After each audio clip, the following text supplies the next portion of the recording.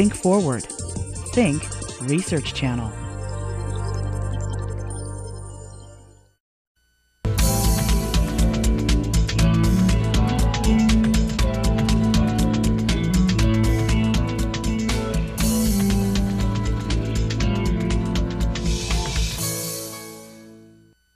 I'm Leon Slaughter, and I want to welcome you to Innovations, a special four-part series examining today's world of agriculture and natural resources at the University of Maryland.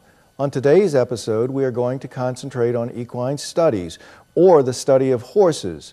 This discipline not only covers the care of horses and managing farms, but also researching specific health and nutrition problems in horses. Before we get to today's guest, let's take a look at this piece on the nature of horses. Horses can spend nearly 14 to 18 hours grazing and consume 1.5 to 3% of their body weight daily. That's the equivalent of 15 to 30 pounds of food for the average horse, and a significant amount of hay needed for horses that do not have access to pasture. Horses are supreme athletes, and many are used for riding and jumping, but they must be cared for properly before they are ridden. Riders spend time grooming the horse, checking for any areas of soreness or injury, while removing dirt and irritants before putting on the saddle and bridle. Many horses also have their lower legs wrapped to protect them from contact injuries during jumping, to cover existing injuries, or cool muscles after intense exercise. Like all animals, horses require routine veterinary care, but some horses require specialized care because of their heavy use. Many performance horses benefit from having acupuncture or even chiropractic care. Joining me now are Dr. Amy Burk, Assistant Professor and State Extension Specialist in Equine Studies in the Department of Animal and Avian Sciences, and Erin Pittman, Coordinator Equine Business Management at the Institute of Applied Agriculture and State Extension Specialist. Can you give us an overview of equine studies at the University of Maryland? Sure. The Equine Studies program at the University of Maryland is very broad. We have programming both for statewide extension for adults and youth, as well as our traditional 2-year and 4-year college programming. With the adult extension, we have programs such as the Horse World Expo seminar series, as well as the Horse Conference that we offer every year, and some pasture walks and various things in the different counties that are targeted to horse audiences. Here on campus, we have the 2-year Equine Business Management program that I coordinate, and that's to train students to go out and become managers of horse farms and businesses around the country, and with programming or with classes in equine business, such as marketing and business management and personnel management, as well as hands-on horse classes in health, behavior, reproduction, and nutrition. Right, in my program, which is centered mainly around a 4-year academic program, a Bachelor of Science program in the Animal and Avian Sciences, we have curriculum that really focuses on horse management and also equine science, because we have a lot of pre-veterinary students who wish to go to vet school. But we also recognize we have students who come to the university who would like to just run a farm or even just own horses later after they graduate. So we do try to focus on hands-on learning here at the University of Maryland. What are the different uses of the horse, and how has modern farming changed the way they are used and raised? Well, certainly horses are used in a diverse manner. Of course, they were used back in the day to be primarily work animals, and they still are today. But it's changed, and what we find now, as far as in the Maryland horse industry, the horses are used primarily for recreation and showing, and then that would be followed up by breeding and racing. So there are just a variety of ways horses are used. What types of research are being conducted in the areas of equine nutrition?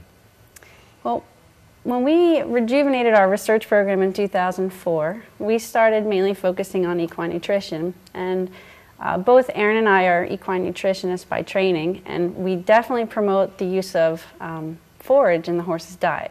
Because if you think about it, a horse will consume anywhere between 60 to 100% of their diet in forage, so hay and pasture. So our research is mainly focused in that area, and when we started in research, we started doing some hay studies. We conducted a study looking at a novel type of hay to feed to horses called bee canary grass. and found that it was fairly similar to timothy, which is a popular hay species. And more recently, though, we've moved more towards pasture management and trying to learn more about how horse owners can better manage their pastures for their farm to produce more productive pastures, both for the horse's nutrition and also for the environment, because we know that maintaining vegetative cover or pastures is a great way to help protect the environment as far as runoff for the Chesapeake Bay.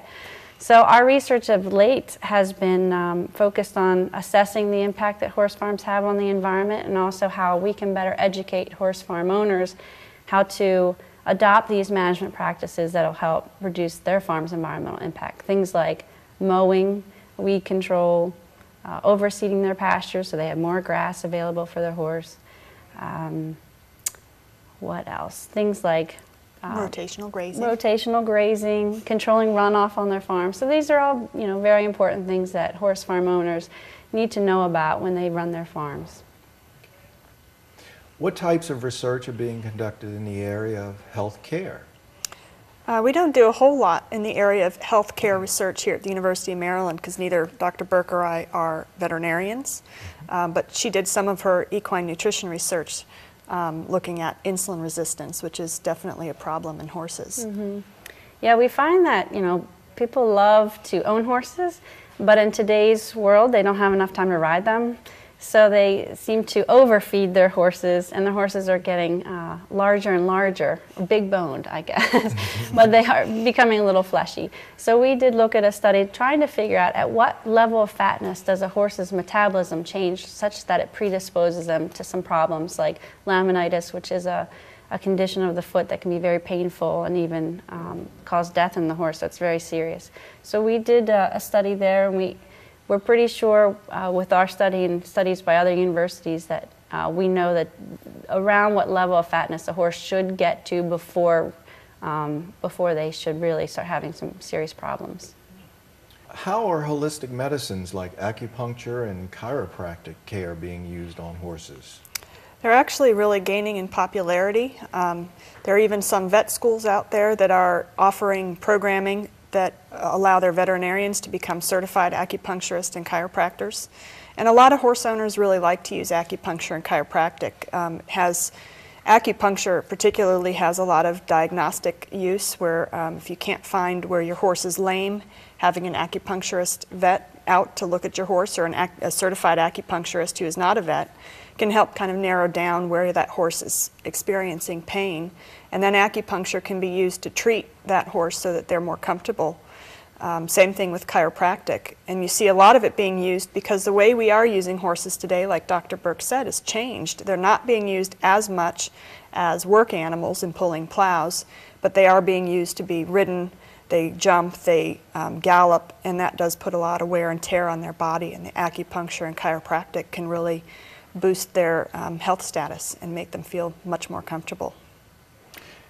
One of the things we try to do in our classes is bring in veterinarians who can demonstrate those practices. And Erin has a health class, for instance, and she'll bring in veterinarians that will perform those in a lab situation, and the students can see whether it works or not, and whether they might want to use it later for one of their horses that's having problems.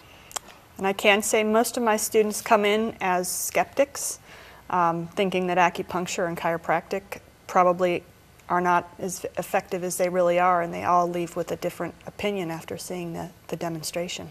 Mm-hmm. It would seem that you are seeing diseases in horses similar to what we're seeing in humans with diabetes and obesity. Are there specific rations that you recommend to farmers, and how do you go about talking to the owners to get them to do some of these techniques that you've been working on? Well, that's true, Leon. There are many things that we recommend to horse owners. First of all, not overfeeding their horses, but also looking at the carbohydrate level in their diet. A lot of horse people like to feed high grain diets to their horse, and it's really not that necessary. A horse, just your general horse who's doing some light work, maybe some trail riding, can really meet all their nutritional requirements by hay or pasture alone. So we have recommended to be a little more cautious about how much grain they're feeding a horse, and also look at their carbohydrate levels. Yeah, We also are seeing a lot of horse owners supplementing horses out in the horse industry these days.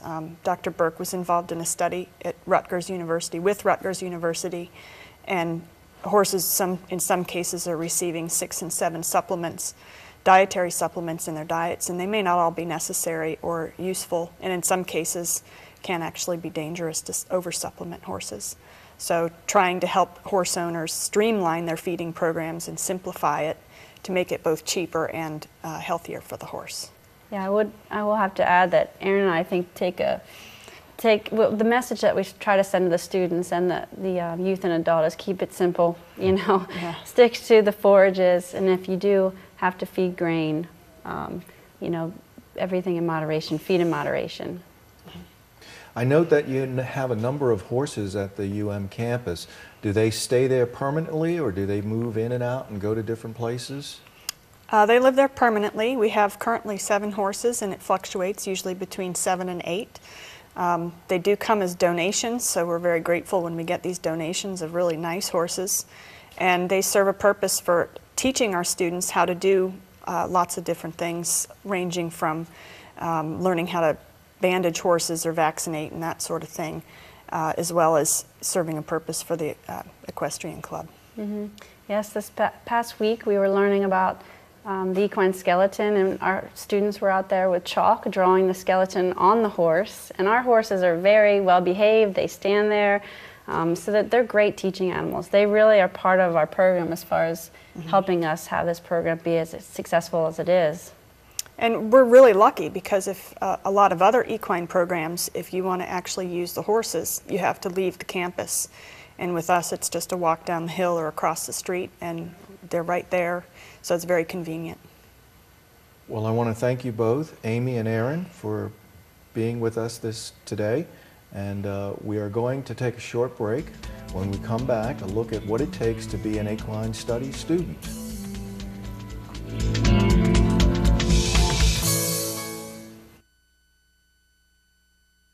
For most people, agriculture is synonymous with farming. They think of cultivating soil, planting crops, and raising livestock. But in the College of Agriculture and Natural Resources at the University of Maryland, researchers and students develop new plants, improve healthy food sources, and create distinctive outdoor spaces. The college is finding ways to strike an environmentally sound balance between urban and rural spaces by reducing pollutants that impact the bay and protecting against soil erosion. They are also studying the effect environmental policies have on Maryland's natural resources and the economy. And researchers are studying food chemistry, processing and safety, as well as human and animal nutrition, health, and diet. Students intern with federal, state, and international companies. Graduates move on to careers in medicine, environmental law, research, teaching, dietetics, and more. While the science has advanced tremendously over the years, the mission of the college remains the same: to use scientific advances to improve life. Welcome back. We continue our study of horses by taking a look at what a day is like for equine studies students at the University of Maryland. Our camera caught up with some of them. Let's take a look. These horses have found an unusual home in the heart of the University of Maryland campus. The campus farm serves as classroom for the university's College of Agriculture and Natural Resources. Students who are interested in veterinary medicine, research, or running a stable can take courses in animal sciences or equine business management. Students spend time in traditional class settings studying horse health care, nutrition and behavior, as well as the business skills necessary to run a farm. But it is the campus farm that allows hands-on study of the basics about safety and health care for the resident horses, and more complex studies such as lameness evaluation and nutrition analysis. Since horses rely on pastures, students also learn to create a good environment by properly managing their fields. In addition, the university has a competitive equestrian team and an equestrian club that help with the day-to-day care of the horses. Joining me again are Dr. Amy Burk and Ms. Erin Pittman. Can you talk a little bit about the types of work your students are pursuing and what you are doing to prepare them? Well, students in the 2-year program are going into a variety of different types of employment when they finish our program. We've had some that have gone on to manage horse farms, whether they're boarding farms or training farms. I've got students that are working with veterinarians as office managers and veterinary help assistants, not technicians, but assistants. So they really are going into a variety of different positions, but what we do to prepare them is we make sure that they're getting current, up-to-date information about horse health care, nutrition, and reproduction so that they are excuse me, current in knowledge of their horse care, as well as getting a very broad base in business management, which a lot of horse people don't necessarily have. So they get personnel management as well as business management. They learn how to write a business plan, and how to read cost sheets and expense forms, and how to prepare those types of things. Yeah, I would agree. In the four-year program, the majority of students that come into our program are looking to go to vet school. So our programs are a little different in that respect as far as how we work with those students. But students that come into the four-year program do have hands-on labs as well, where we teach them about wrapping horses and proper restraint techniques, and how to load a horse on a trailer and how to tie a hay net. So you get that basic skill that I think every student needs when they get out into the workforce to hit the ground running. But it's specifically with our pre-vet students, we do not only add the class time that they get with the lab time, but we also do provide them with specific advising. In the Department of Animal and Avian Sciences, our entry rate into vet school is over 80%. So we do focus on that quite a bit.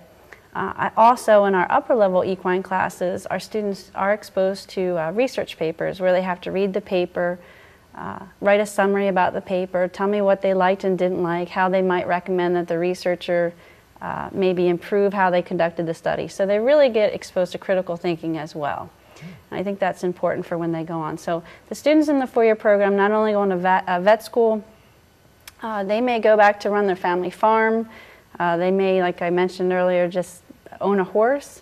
But I have had some that worked at trade organizations like the American Horse Council. And I've also got a student right now who's about to finish her PhD in equine genetics. So they really go on to a varied array of types of jobs and careers. How has technology and scientific advancements changed what you're teaching?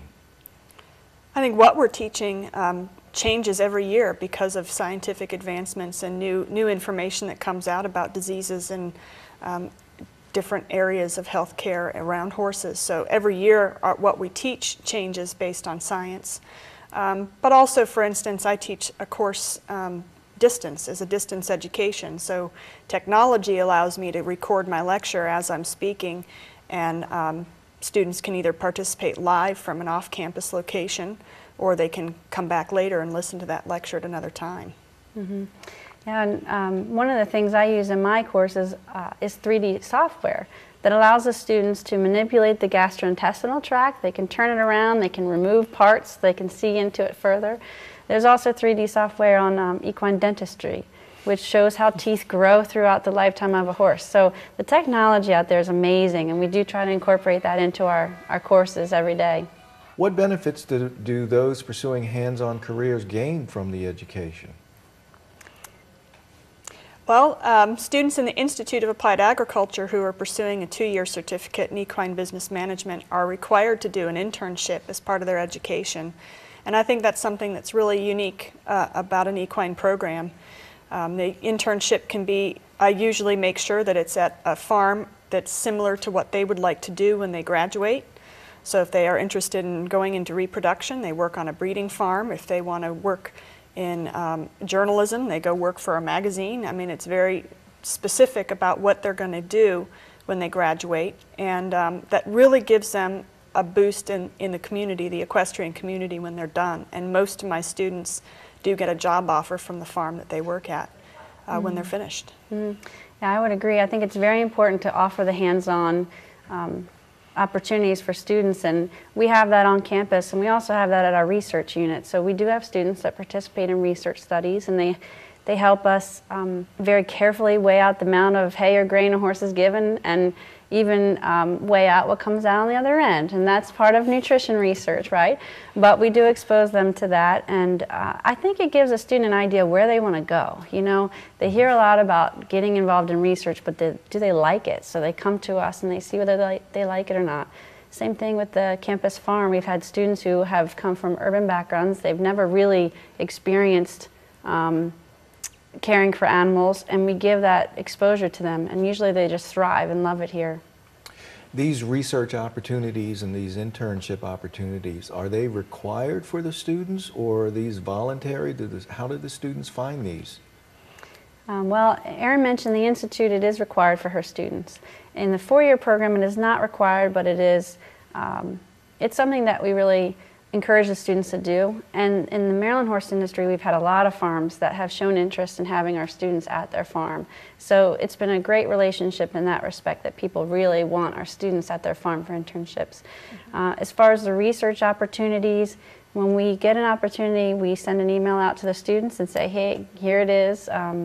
You know, sign up if you're interested in it. Otherwise, we do have very passionate students who will pursue opportunities regularly, and we really encourage that as well. That's nice to see from students. Right, and when they're doing the internships, they quite often will find the internship farm on their own, but we do have a lot of farms, like Dr. Burk said, that would really like to have our students. So we keep a list of those. And we do have both an equestrian club and an equestrian team.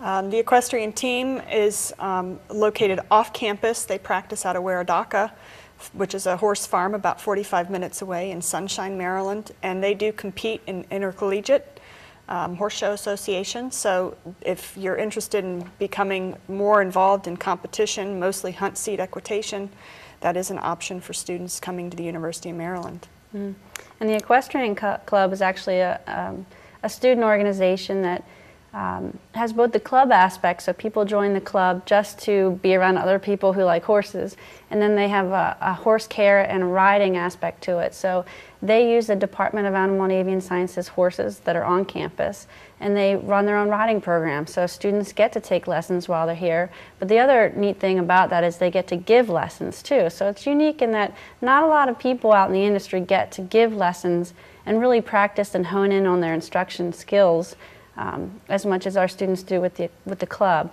And then they also are heavily involved in the care of our horses. So we have a farm crew that feeds and cares for the horses as well, but the equestrian club also comes in, feeds our horses. They're involved in the treatment of our horses. They hold the horses for the farrier, for the veterinarian. They will give shots with supervision and deworm horses with supervision.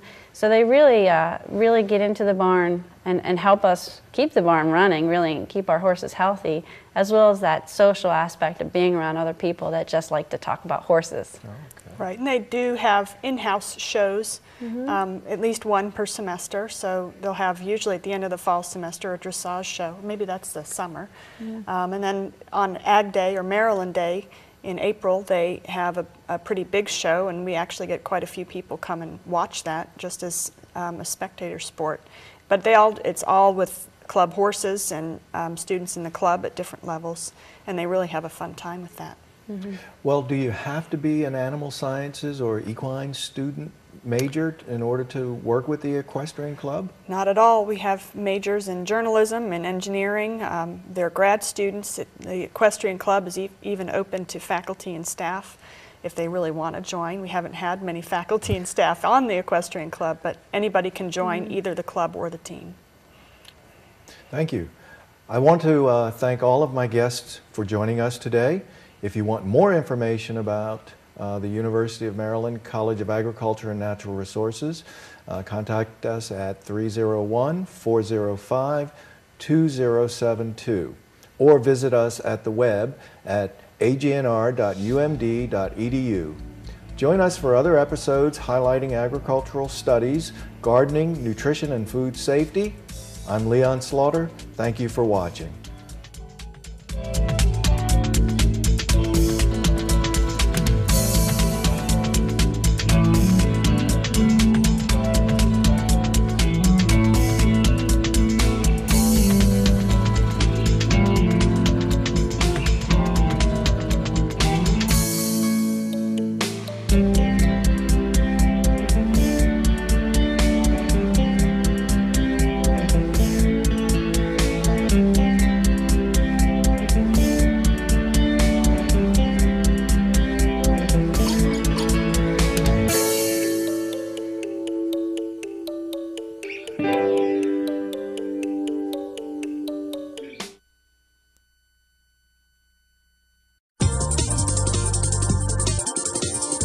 Think forward.